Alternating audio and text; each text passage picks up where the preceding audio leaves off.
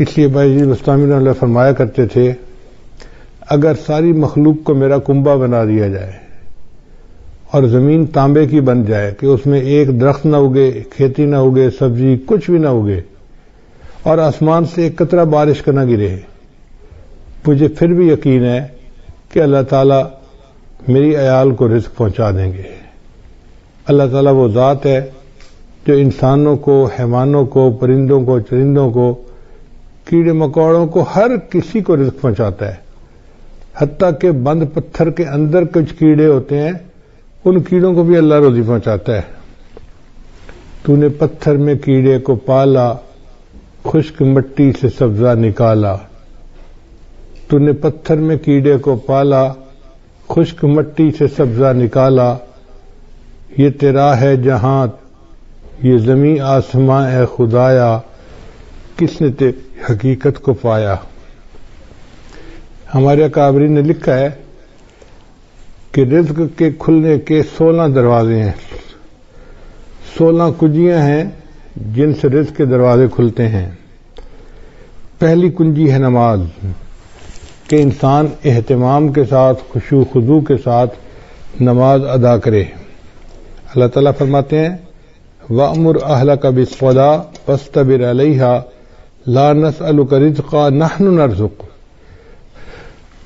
کہ تم نماز ادا کرو، ہم تو اس سے روزی کمانا نہیں چاہتے، روزی تو ہم تمہیں دیں گے، ہماری روزی ہے اللہ کے پاس۔ وَفِي السَّمَاءِ رِزْقُكُمْ، اے میرے بندو تمہارا رزق تو آسمانوں میں ہے، اور اللہ جتنا چاہتے ہیں اتنا اپنے بندوں کو عطا فرما دیتے ہیں۔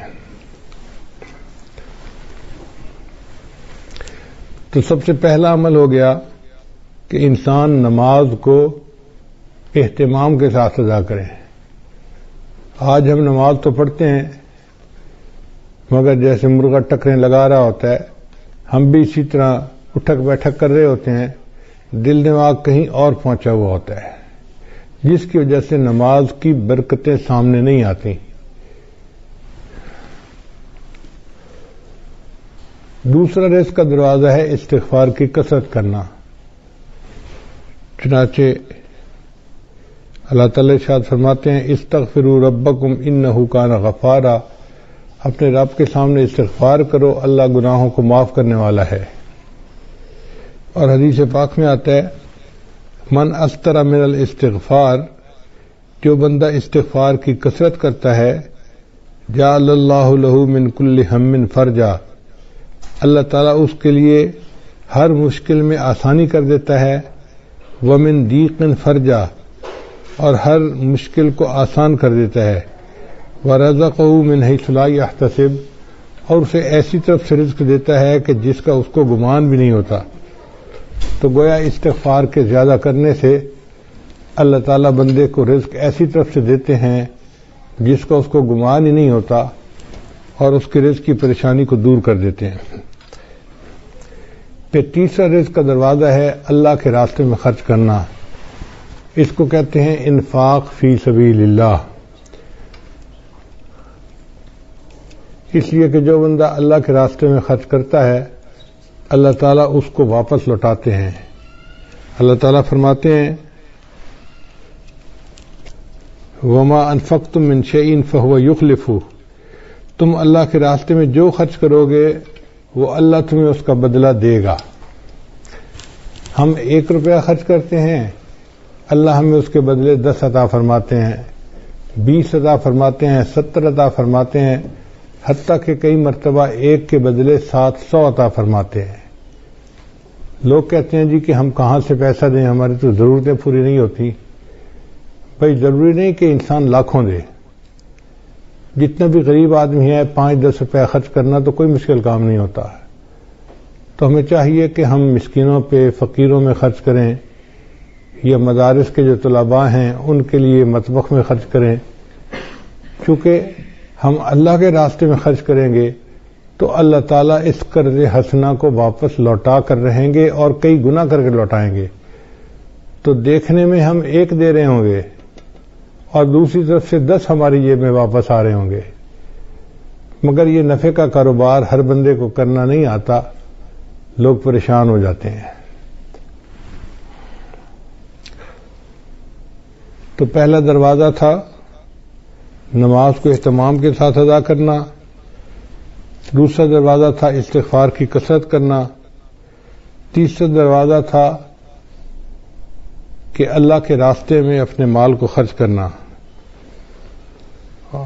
اور چوتھا دروازہ ہے دین کے لیے ہجرت کرنا۔ جیسے بعض لوگ سعودی عرب چلے جاتے ہیں یا ایک شہر سے دوسرے شہر چلے جاتے ہیں تو ان کے کام کاروبار میں برکت آ جاتی ہے، لیکن جن لوگوں کو اللہ نے وطن کی روزی دی ہوئی ہے وہ خوش نصیب ہیں، وہ اللہ کی اس نعمت کا شکر ادا کریں۔ ہر بندے کو یہ نعمت نصیب نہیں ہوتی۔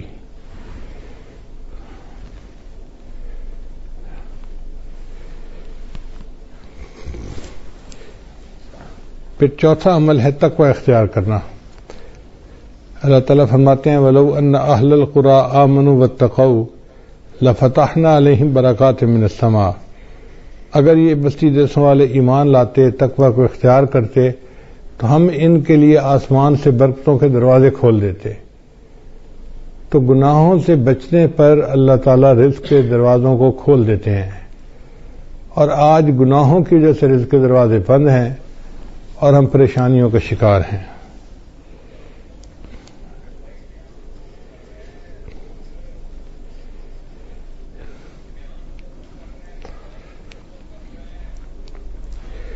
پھر پانچواں عمل جو رزق کے دروازے کھولتا ہے وہ ہے عبادت کی کثرت کرنا۔ حدیث مبارکہ ہے، اللہ تعالیٰ ارشاد فرماتے ہیں، یہ حدیث قدسی ہے، ابن آدم، اے آدم کے بیٹے، تفرغ لعبادتی، میری عبادت کے لیے تو فارغ ہو جا، املا صدرک انی واسد فقرک،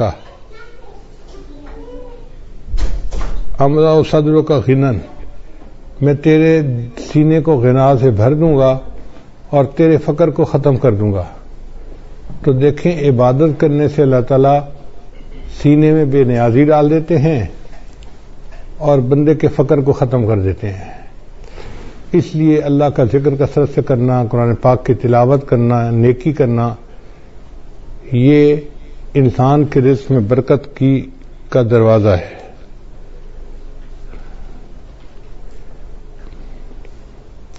اور اگر تو ایسا نہیں کرے گا تو تیرے ہاتھ کاموں میں الجھا دوں گا اور لوگوں کی طرف تیری محتاجی کو ختم نہیں کروں گا۔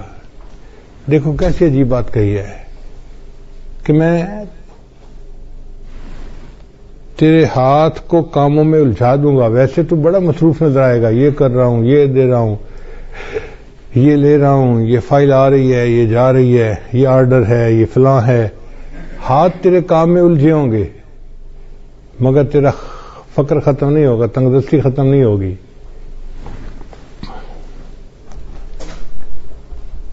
اور چھٹا عمل جس سے رزق کے دروازے کھلتے ہیں وہ ہے حج اور عمرے کی کثرت کرنا۔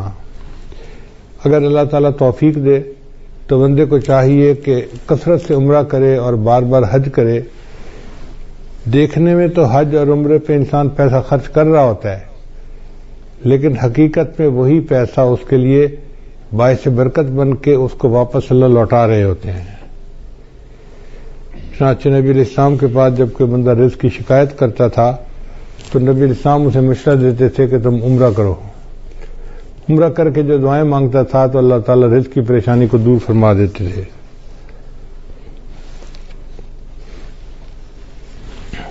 ساتواں عمل جس سے رزق کے دروازے کھلتے ہیں اس کو کہتے ہیں صلہ رحمی۔ صلہ رحمی کا مطلب یہ ہے کہ جن کے ساتھ خونی رشتے ہوتے ہیں ان کے ساتھ محبت کا تعلق رکھنا، ان کے ساتھ پیار محبت کا ریلیشن رکھنا اور غم خوشی میں ان کے ساتھ رہنا، اس کو صلہ رحمی کہتے ہیں۔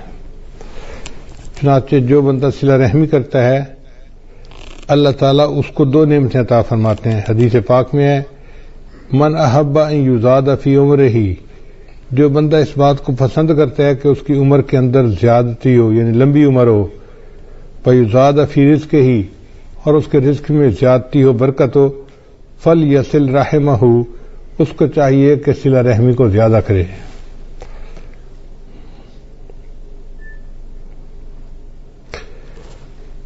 پھر 8واں دروازہ ہے رزق کے کھلنے کا، کمزوروں سے حسن سلوک، کہ جو لوگ کمزور ہوتے ہیں، بیمار ہوتے ہیں، بوڑھے ہوتے ہیں، ان کے ساتھ حسن سلوک کرنا۔ حدیث مبارکہ میں آتا ہے کہ تمہیں اپنے کمزور اور ضعیف لوگوں کی وجہ سے نصرت ملتی ہے۔ اللہ تعالیٰ قرآن مجید میں فرماتے ہیں وَلَوْ يُؤَاخِذُ اللَّهُ النَّاسَ بِمَا كَسَبُوا، اگر اللہ تعالیٰ پکڑ لیتا انسانوں کو جو عمل وہ کرتے ہیں، مَا تَرَكَ عَلَى ظَهْرِهَا مِن دَابَّةٍ، تو زمین کی سطح کے اوپر کوئی ایک بھی جاندار باقی نہ بچتا۔ اگر اللہ پکڑنے پہ آتا نا جو تم اعمال کرتے ہو، تو کوئی انسان نہ بچتا، کوئی جانور نہ بچتا، زمین کے اوپر کچھ بچتا ہی نہ۔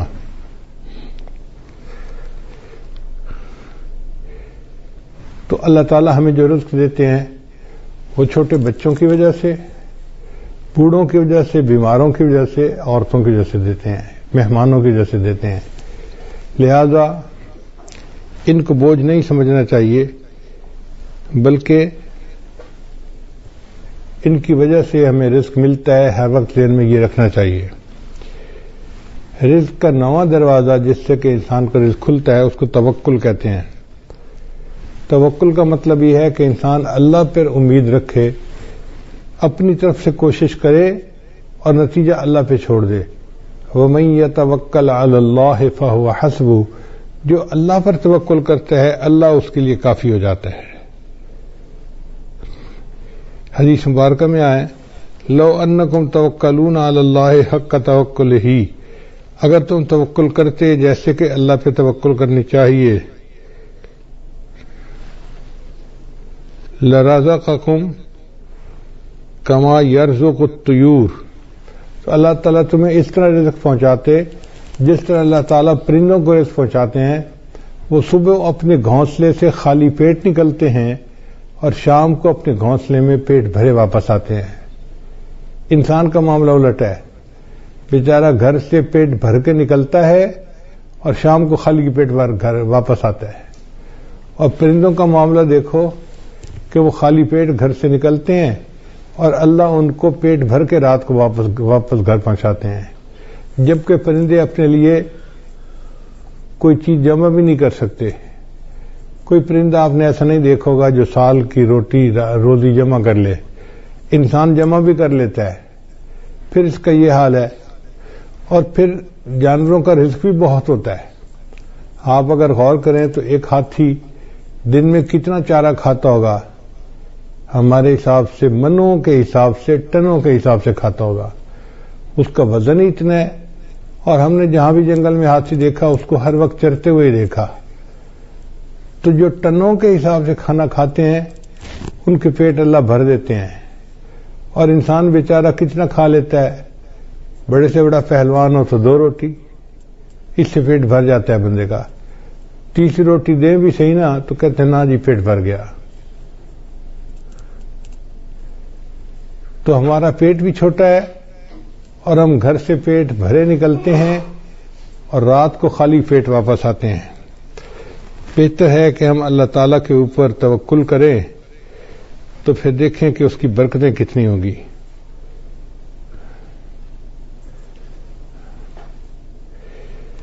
پھر 10واں دروازہ ہے انسان نعمتوں کا شکر ادا کرے۔ اللہ تعالیٰ فرماتے ہیں لَإِن شَكَرْتُمْ لَأَزِيدَنَّكُمْ، اگر تم شکر ادا کرو گے ہم اپنی نعمتیں تم پر اور زیادہ کریں گے۔ آپ دیکھیں ہمارے اوپر اللہ کی کتنی نعمتیں ہیں، ہم تو شکر بھی ادا نہیں کر سکتے۔ الحمدللہ ثم الحمدللہ کہ گھروں میں کھانا کھانے بیٹھتے ہیں تو 1 سالن 2 سالن تو معمول کی بات ہے۔ کبھی گوشت پکا ہوتا ہے، کبھی دال پکی ہوتی ہے، کبھی روٹی بنی ہوتی ہے، کبھی چاول بنے ہوتے ہیں۔ اب 2 قسم کے کھانے پڑے ہوتے ہیں، حالانکہ کھانا تو ایک بھی مل جاتا تو بہت تھا، مگر یہ اللہ کی نعمت ہے نا کہ اللہ کئی قسم کے کھانے دیتے ہیں۔ اور پھر یہ نہیں کہ کھانے ہی ہمیں ملتے ہیں، کھانے کے علاوہ وافر کھانے ہوتے ہیں۔ چنانچہ میں نے دیکھا ہے کہ ہمارے پاس کئی دفعہ 8-10 مہمان آ جاتے ہیں نا، تو مجھے صرف اندر پیغام بھیجنا پڑتا ہے جی کہ مہمان ہیں، کوئی کھانے کے لیے تردد نہیں کرنا پڑتا. اللہ کے فضل سے اتنا کھانا ہوتا ہے گھر والوں کا بچا ہوا کہ 8-10 آدمیوں کا کھانا تو اسی میں ہی نکل آتا ہے. یہ اللہ کا کتنا بڑا کرم ہے، کتنا بڑا فضل ہے. ہم اللہ کی اس نعمت کا شکریہ ادا نہیں کر سکتے.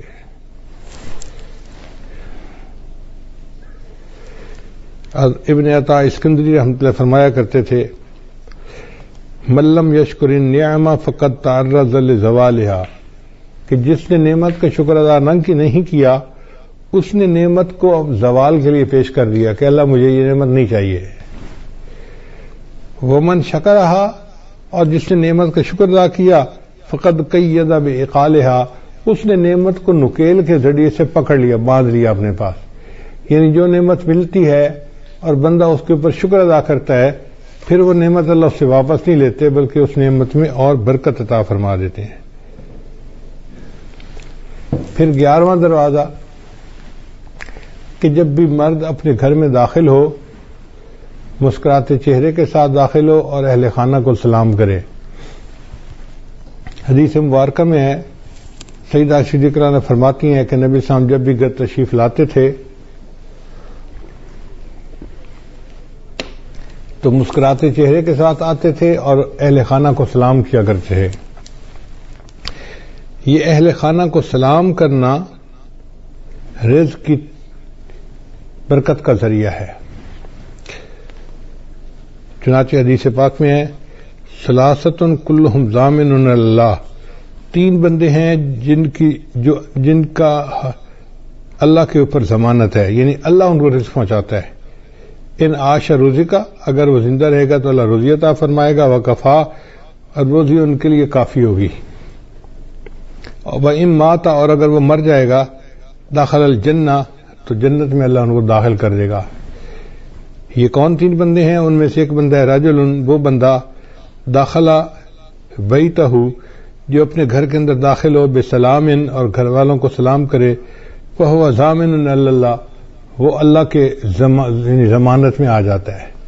اب یہ کتنا آسان کام ہے، مگر بہت سارے لوگ ہیں جو گھروں میں داخل ہوتے ہیں تو ان کو سلام کرنا یاد ہی نہیں ہوتا، بس باتوں میں لگ جاتے ہیں، مسکرائیں گے، بیوی سے پوچھیں گے تیرا کیا حال ہے، بچوں سے پوچھیں گے تم کیسے ہو، مگر سلام کرنا ان کو یاد نہیں ہوتا.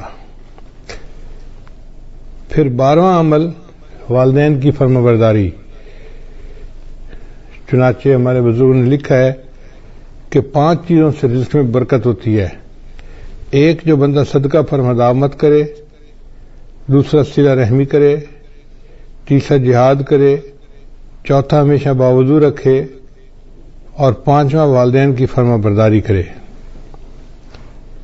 والدین کے فرمانبردار کو اللہ تعالیٰ رزق کی پریشانی میں نہیں ڈالتے، اس لیے ان کی خدمت کر کے ان کی دعائیں لینی چاہیے تاکہ اللہ تعالیٰ کی طرف سے برکتیں اور رحمتیں شامل حال ہو جائیں. 13واں دروازہ رزق کا ہے دوام طہارہ، یعنی مستقل وضو کی زندگی گزارنا. اگر انسان عادت بنا لے تو وہ باوضو ہر وقت رہ سکتا ہے. جیسے ہمیں ہر وقت بے وضو رہنے کی عادت ہے، اس کو بدل لیں تو ہر وقت باوضو رہنے کی عادت ہو جائے گی. جب وضو ٹوٹے دوبارہ پھر وضو کر لیں. ہمارے اسی شہر میں ایک جگہ ایک گھرانہ ہے جو امام ربانی مجدد ثانی رحمۃ اللہ کے اولاد میں سے ہیں. تو بہت سال پہلے کی بات ہے، کوئی 30 سال پہلے کی بات ہے، مجھے خیال آیا کہ جا کے ان سے صرف اللہ کے لیے ملاقات کروں. تو میں ان کے ہاں گیا، ملاقات ہوئی. ہم جب پہنچے تو بس مغرب کے وقت میں کوئی 5 ہی منٹ باقی تھے. سلام دعا ہوئی. انہوں نے کہا جی کہ یہاں سے مسجد دور ہے تو ہمیں گھر میں ہی نماز پڑھنی پڑے گی. ہم نے کہا ٹھیک ہے. ان کے بچے گراؤنڈ کے اندر فٹ بال کھیل رہے تھے، کوئی 10-12 بچے ہوں گے چھوٹے بڑے. خوب ہنگامہ تھا، جیسے 2 ٹیموں کا میچ ہو رہا ہوتا ہے. لو جی ہم کھڑے ہو گئے مصلی پہ جماعت کے لیے. انہوں نے آواز دی بچوں کو، بچوں نماز کا وقت ہو گیا ہے. سارے بچے گراؤنڈ سے بھاگتے ہوئے آئے اور صف میں آ کے کھڑے ہو گئے. اب جب ہم نے نماز ادا کی تو مجھے بڑی حیرت ہوئی کہ کیا سب بچوں کا وضو تھا یا کچھ بچوں نے بے وضو ہی نماز پڑھ لی. تو میں نے ان سے سوال پوچھا کہ جی بچے کسی کو وضو تو نہیں کرتے میں نے دیکھا. تو وہ مسکرائے اور کہنے لگے کہ جی ہمارے خاندان میں بچوں کو یہ تربیت دی جاتی ہے کہ تم نے پوری زندگی باوضو گزارنی ہے. ہمارے گھر کے چھوٹے بڑے جس بندے کو آپ دیکھیں گے جب بھی دیکھیں گے ہمیشہ باوضو دیکھیں گے. اگر وضو ٹوٹے گا تو دوبارہ اسی وقت وہ پھر وضو کر لیں گے. تو اگر ایسے خاندان آج بھی دنیا میں موجود ہیں کہ جن کے گھر کا ہر چھوٹا بڑا بندہ مرد عورت ہر وقت باوضو رہتے ہیں تو پھر اللہ ان کی رزق میں بھی برکت عطا فرما دیتے ہیں. پھر 12واں عمل ہے 14واں عمل ہے چاشت کی نماز پڑھنا.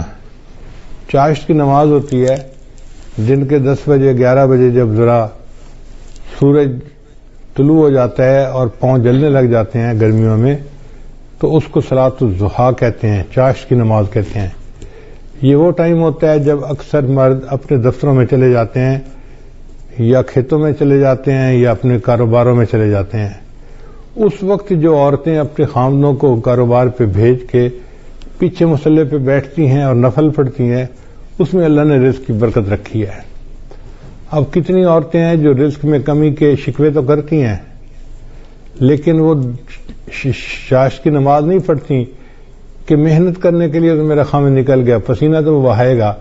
اب اللہ کرے کہ اس کے رزق میں برکت ہو جائے اور ہمیں اللہ تعالیٰ رزق میں آسانی فرما دے. تو یہ نماز پابندی کے ساتھ پڑھنے کی ضرورت ہے. ہمارے بزرگوں نے لکھا ہے کہ جو بندہ چاشت کے وقت نماز نہ پڑھ سکتا ہو دفتر کی وجہ سے یا کاروبار کی وجہ سے یا دکان کی وجہ سے, اس کو چاہیے کہ سورج نکلنے کے چند منٹ بعد جو اشراق کی نماز پڑھتے ہیں تو 2 رکعت اشراق کی نیت سے پڑھ لے اور 2 رکعت چاشت کی نیت سے اسی وقت پڑھ لے تو اس کی چاشت کی نماز ہو جائے گی. تو معمول بنا لینا چاہیے کہ چاشت کی نماز دفتر جانے سے پہلے پڑھ کے ہی جائیں. پھر 15واں عمل جس سے انسان اللہ تعالیٰ رزق کے دروازے کھولتے ہیں وہ ہے سورہ واقعہ کو پابندی کے ساتھ پڑھنا. حدیث مبارکہ میں آتا ہے من قرأ سورۃ الواقعہ کل لیلۃ, جس نے ہر رات میں سورہ واقعہ کو پڑھا لم تصب فاقۃ ابدا, اس کو کبھی فاقہ نہیں پہنچتا. عبداللہ بن مسعود رضی اللہ عنہ ایک بڑے مفتی قسم کے صحابی تھے, وہ بیمار ہو گئے. حضرت عثمان غنی امیر المومنین تھے, وہ ان کو ملنے کے لیے آئے.